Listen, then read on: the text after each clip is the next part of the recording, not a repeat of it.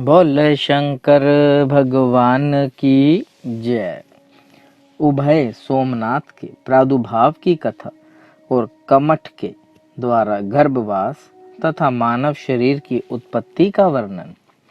नारद जी कहते हैं, अब मैं सोमनाथ की महिमा का स्पष्ट रूप से वर्णन करूंगा।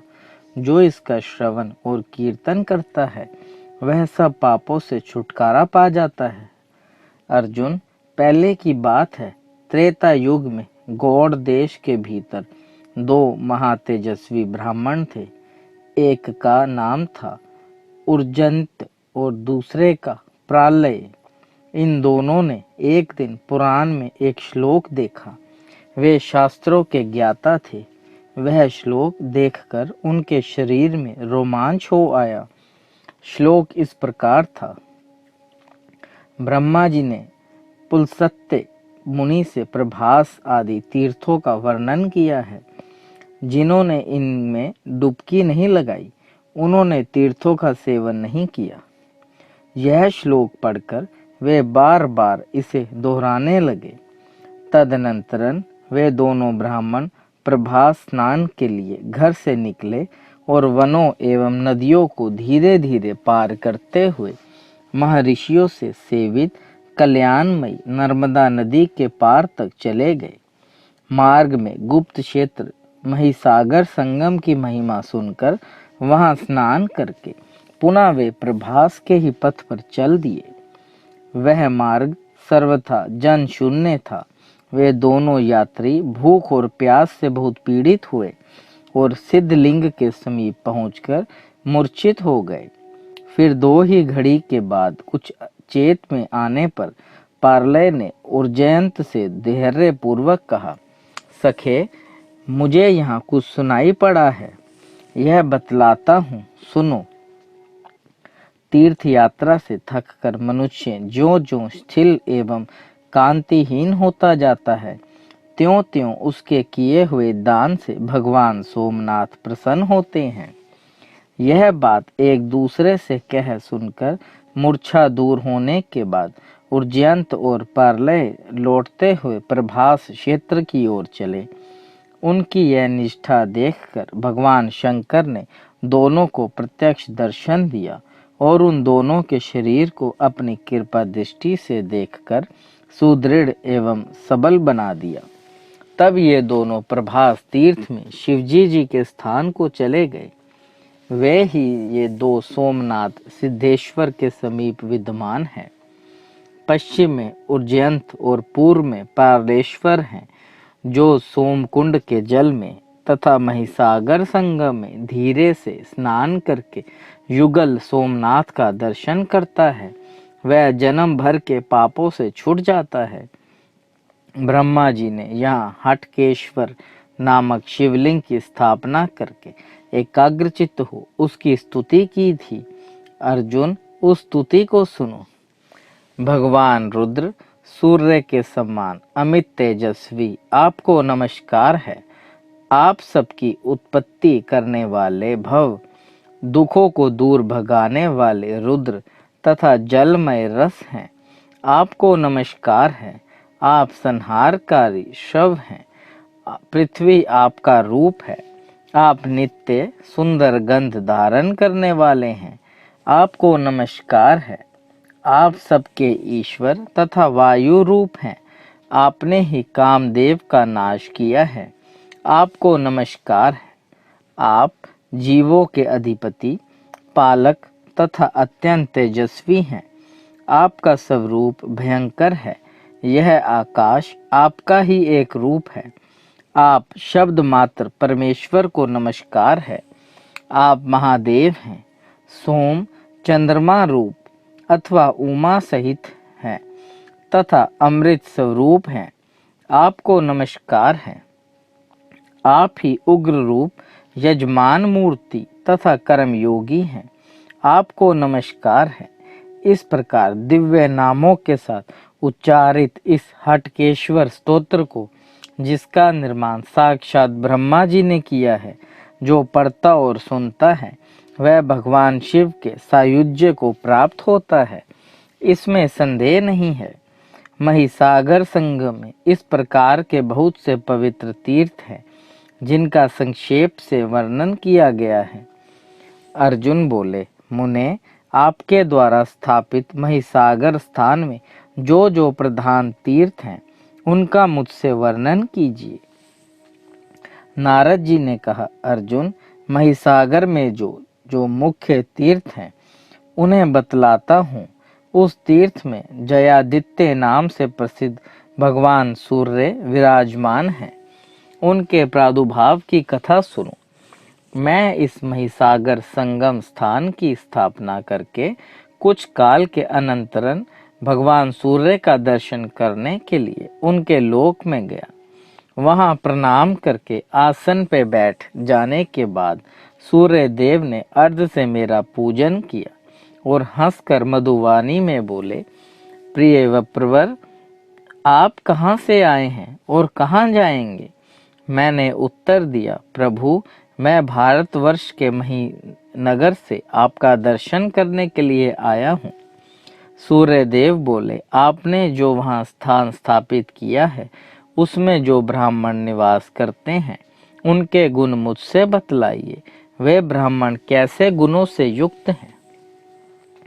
भगवान सूर्य के ऐसा पूछने पर मैंने फिर उत्तर दिया, भगवान, यदि मैं उनकी प्रशंसा करता हूँ तो मुझ पर यह दोष लगाया जाता है कि यह अपने आत्मीय जनों की स्तुति करता है और निंदा के तो वह पात्र है ही नहीं। फिर निंदा कैसे कर सकता हूँ? दोनों ही ओर संकट है। अथवा उन महात्मा ब्राह्मणों की महिमा तो अपार है, यदि मैंने उसे बहुत घटा करके कहा तब तो मुझे महान दोष ही लगेगा। अतः मेरी यह सम्मति है कि यदि आप मेरे द्वारा पूजित द्विजेंद्रों की महिमा श्रवण करना चाहते हो तो स्वयं वहां चलकर उन्हें देखें। मेरी यह बात सुनकर भगवान सूर्य को बड़ा विस्मय हुआ। वे बार बार कहने लगे, मैं स्वयं ही चलकर उनका दर्शन करूंगा।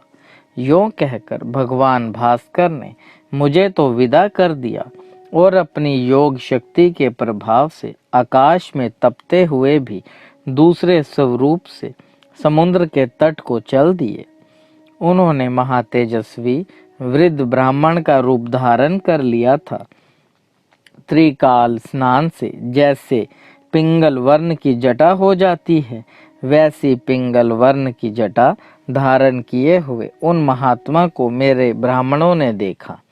फिर तो वे हारित आदि द्विज अपने भ्रमशाला से उठकर उन ब्राह्मण देवता की ओर दौड़े। उस समय उनके नेत्र हर्ष से खिल उठे थे। नए आए हुए उन श्रेष्ठ द्विज को नमस्कार करके वे सब के सब प्रसन्नता पूर्वक बोले, विप्रवर, आज हमारा दिन बड़ा ही पुण्यजनक है। आज यह स्थान परम उत्तम है, क्योंकि आपने स्वयं कृपा करके यहाँ पदार्पण किया है। इसमें संदेह नहीं कि तुम उत्तम ब्राह्मण की कृपा ही किसी धन्य गृहस्थ को पवित्र करने के लिए उसके घर अतिथि के रूप में पधारते हैं। अतः आप इन पैरों से चल फिरकर आज हमारे ग्रहों का पवित्र कीजिए। साथ ही दर्शन, भोजन और विश्राम आदि के द्वारा हमारे सहित इस स्थान को भी पावन बनाइए।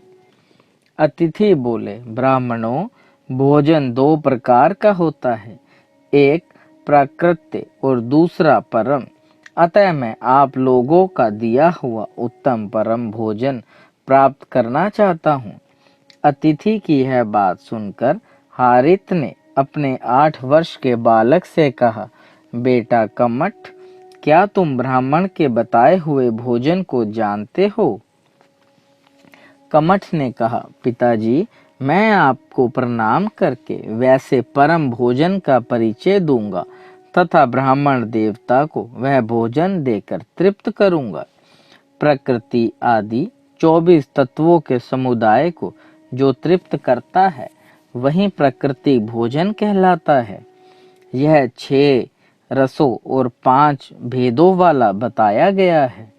उसके भोजन करने से शरीर रूपी क्षेत्र की तृप्ति होती है। दूसरा जो परम भोजन कहा गया है उसकी व्याख्या इस प्रकार है। परम कहते हैं आत्मा को, उसका जो भोजन है वही परम भोजन है। अतः नाना प्रकार के धर्म का जो श्रवण है उसे अन्न कहा गया है। क्षेत्र यज्ञ आत्मा उस अन्न का भोक्ता है और दोनों कान उस अन्न को ग्रहण करने के लिए मुख हैं। पिताजी, वही परम भोजन आज मैं इन ब्राह्मण देवता को दूंगा। विप्रवर, आपकी जो इच्छा हो पूछिए। विद्वान ब्राह्मणों की इस सभा में अपनी शक्ति के अनुसार मैं आपको संतुष्ट करूंगा। कमठ की यह बात सुनकर अतिथि ब्राह्मण ने मन ही मन उसकी सराहना की और यह प्रश्न उपस्थित किया, जीव कैसे उत्पन्न होते हैं?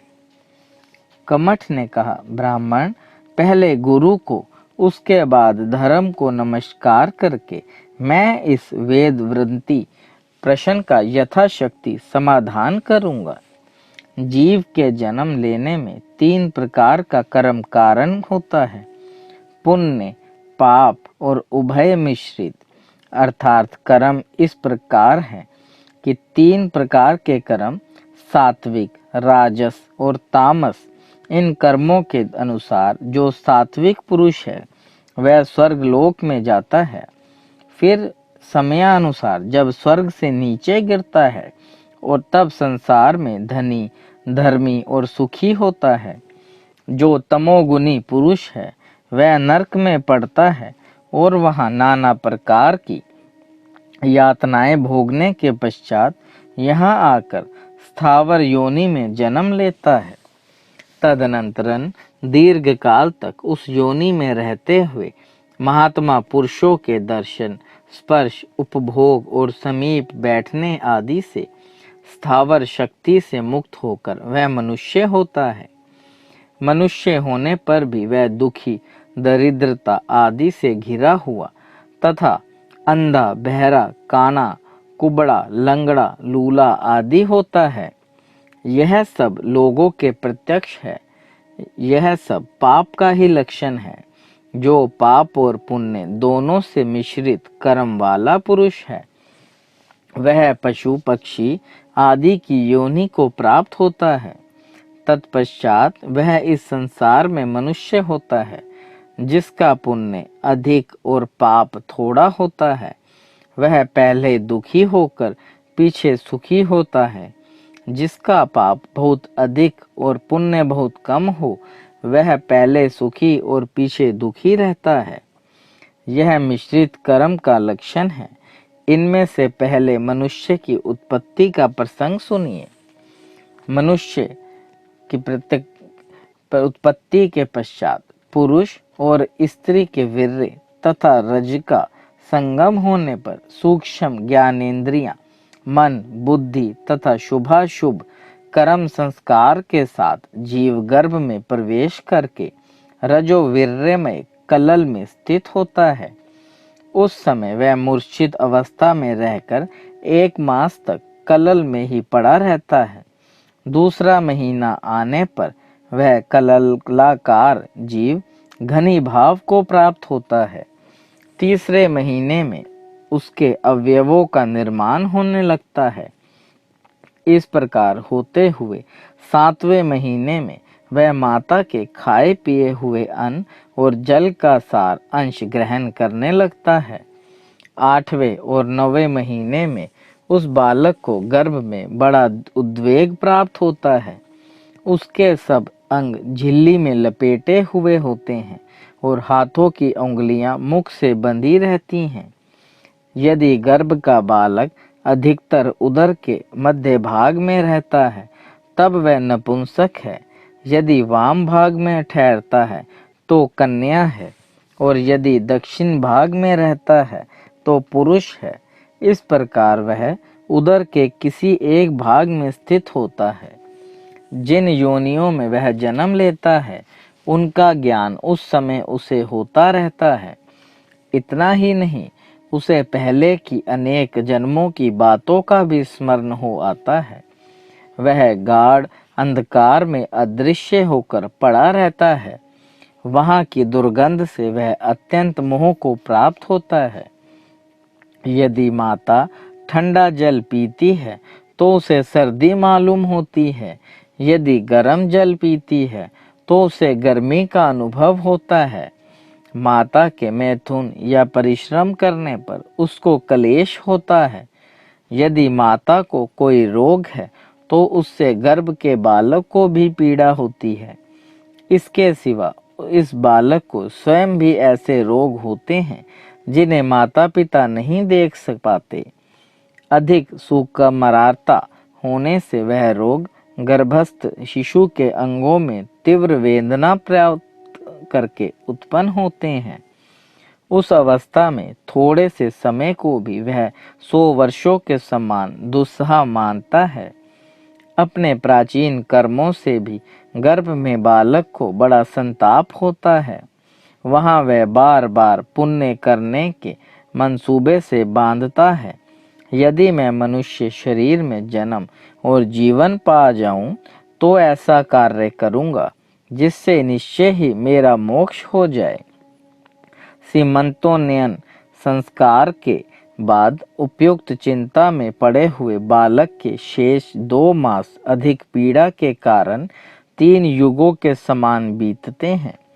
तत्पश्चात जन्म का समय आने पर प्रसूति वायु से प्रेरित होकर नीचे मुख वाला वह बालक बड़ी पीड़ा का अनुभव करता है तथा योनि के संकीर्ण द्वार के कष्ट पूर्वक निकलने लगता है। उस समय उसे ऐसी पीड़ा होती है मानो कोई उसकी चमड़ी नोच रहा हो। किसी के हाथ का स्पर्श आदि भी उसे आरे की धार के स्पर्श का जान पड़ता है। जन्म लेने के पश्चात वह अचेत बालक केवल माता के स्तन मात्र को जानता है। पूर्व कर्मों के अधीन होने के कारण उसका गर्भगत ज्ञान नष्ट हो जाता है। फिर तो वह पूर्वता काले, लाल और सफेद, तामस, राजस और सात्विक कर्म करने लगता है। मनुष्य का यह शरीर एक घर के समान है। इसमें हड्डियां ही प्रधान स्तंभ है। नस नाड़ियों के बंधन से ही यह बंधा हुआ है। रक्त और मांस रूपी मिट्टी से यह लिपा हुआ है। विष्ठा और मूत्र रूपी द्रव्य का पात्र है। 7 धातु रूपी 7 दीवारों से यह अत्यंत दृढ़ बना हुआ है। केश और रोम रूपी घास फूस से यह छाया गया है। मुख ही इसका घर का प्रधान दरवाजा है। शेष 2 आँख, 2 कान, 2 नाक, लिंग और गुदा ये 8 खिड़कियां हैं। इस घर की शोभा बढ़ा रही हैं। दोनों होठ मुख रूपी द्वार के किवाड़ हैं। दांतों की अग्रला से इस द्वार को बंद किया जाता है। नाड़ी ही इसकी नाली और पसीने आदि ही इसके गंध से बने गंदे जल के प्रवाह हैं। यह देह गेह, कफ और पित्त में डूबा रहता है। जरावस्था और शोक से व्याप्त है। काल की मुखांगिनी में इसकी स्थिति है। राग और द्वेष आदि से यह सदा ग्रस्त रहता है तथा यह नाना प्रकार के शोक की उत्पत्ति को स्थान देता है। इस प्रकार मनुष्यों का यह देह रूपी गेह उत्पन्न होता है, जिसमें क्षेत्रयज्ञ आत्मा घ्रस्त के रूप में निवास करता है और बुद्धि उसकी गृहिणी है। इस शरीर में रहकर जीव नाना प्रकार के साधनों में संलग्न होकर नरक, स्वर्ग और मोक्ष को प्राप्त होता है। बोले शंकर भगवान की जय। देव देव महादेव करुणा निधान भक्त वत्सल्य शिव शंकर भोलेनाथ प्रसन्न होइए त्रिलोकीनाथ, सदैव अपने चरणाविंदों में लगाए रखे, सद्बुद्धि प्रदान करे, सृष्टि के कर्ता धर्ता संहार हरता, आपसे ही जीवन आपसे ही मरण महादेव, ਬੱਚਾ ਭੁੱਲਣਹਾਰ, ਤੁਸੀਂ ਬਖਸ਼ਣਹਾਰ त्रिलोकीनाथ, ਕਿਰਪਾ ਦ੍ਰਿਸ਼ਟੀ बनाए रखे। हर हर महादेव।